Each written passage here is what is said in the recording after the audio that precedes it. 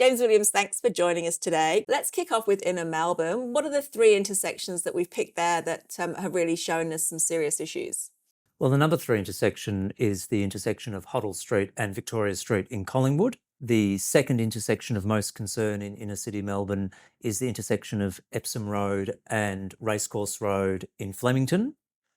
And the number 1 most dangerous intersection in inner city Melbourne was voted to be the intersection of Racecourse Road and Flemington Road in Parkville. Okay, so those are all three quite familiar intersections, I think, for people that are used to travelling or even occasionally travel through those areas. So what specific issues have been highlighted for that number 1 intersection?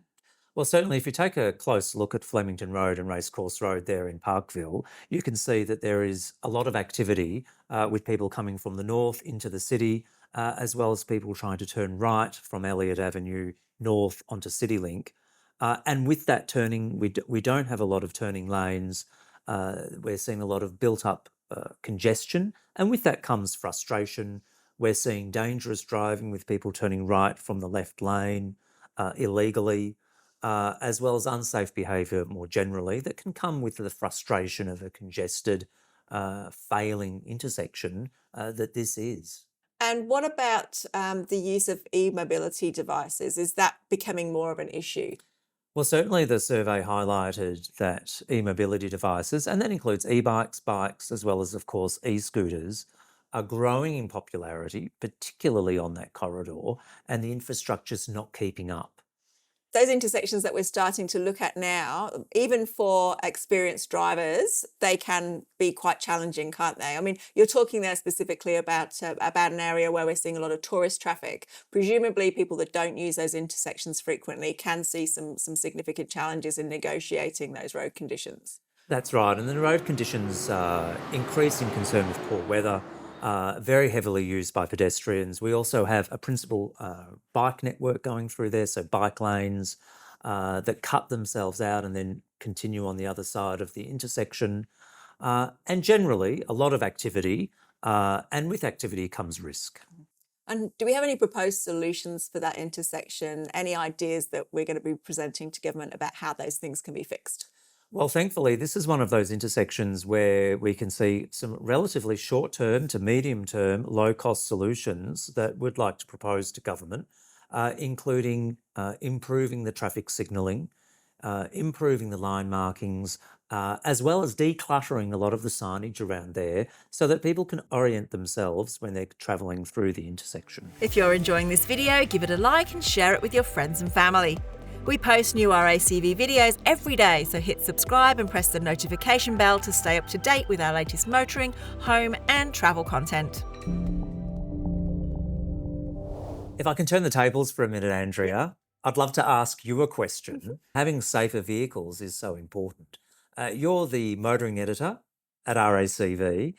Interested in your view on what's coming up in the new vehicle technology space to really reinforce safer intersections in Melbourne. What we've seen in the last few years is the rapid adoption of advanced driver assistance systems across a range of vehicles. So it's no longer technology that's just fitted to high-end luxury cars. The most affordable cars on the market are being fitted with a system of cameras and radars designed to keep drivers and motorists and also pedestrians safer on the roads. So we're talking about things like blind spot warning, which will let you know if there's a vehicle kind of approaching in your blind spot where you perhaps can't traditionally see them in a wing mirror, right through to technology which will actually help you to get out of that issue where the car is seeing an issue and it's potentially helping you and steering you out of that situation. Hyundai and Kia are coming up with technology like junction assist. So if you're choosing to turn right out of a junction, it will actually sound an alert if it senses that a car's approaching too quickly and potentially even steer you out of that situation as well, or apply the brakes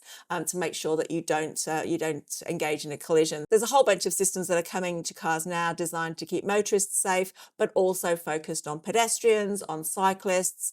And how does somebody make a decision about the best safety features in a vehicle? How do you make a call on that as a consumer? How do you know what's out there and what a car offers? And are we seeing an increase in price because of these features? There's not necessarily an increase in price, and that's really encouraging. I think we're seeing a lot of new brands coming to market, and their price of entry is a 5-star ANCAP rating. So if you've got that 5-star ANCAP rating, you can be assured that it's got an appropriate level of technology.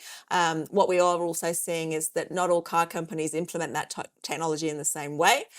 So some systems work differently to others. Some of them are known to be a little bit annoying, perhaps if there are too many bleeps and bongs letting you know that you're perhaps not the world's best driver. But there are other systems which perform better for our road conditions. So there's assessment that's ongoing, looking at that technology, looking at how it's implemented in the country to make sure that it works for everybody. But of course, not every driver has access to the latest technology. So there's some basic things that people can do to keep themselves safe on the road. And that's as simple as making sure that their seat's set up correctly and that they've adjusted their mirrors so they can see around the vehicle. It's a basic thing, but it's something that everybody needs to do, particularly if you're sharing a vehicle with another driver. You need to make sure that your seating position is correct and you've got that vision around the car. That includes adjusting your rearview mirror and also your side mirrors as well. Also, other basic things like making sure that your windscreen's nice and clean, and that your headlights are polished. All of those things can help you see in the dark, can help you see through intersections, and will just keep you safe on the road. James, have you got any messages for the people that took the time to complete the survey? Well, certainly a gratitude and thanks to the 12,300 road users that took the time to participate in RACV's campaign, and we will take those results and advocate for improvements to government. But also a message to everyone that road infrastructure is key, it's vital. We all want safer roads and safer intersections across Victoria, but road safety is with everyone, and it's absolutely important that we all drive safely and be conscious and mindful of other road users, particularly vulnerable road users like pedestrians and bike riders on our roads. Thanks, James. Thanks, Andrea. And there you have it, the most dangerous intersections as voted by you. If you want to see how other parts of Melbourne ranked, subscribe to our YouTube channel to watch the full results of the My Melbourne Road survey. Were you surprised by the results? Which intersections do you think need urgent attention? Let us know in the comments, and if you found this video useful, give it a like and share it with your friends and family. We post new RACV videos every day, so hit subscribe and press the notification bell to stay up to date with our latest motoring, home and travel content. Thanks for watching and stay safe on the roads.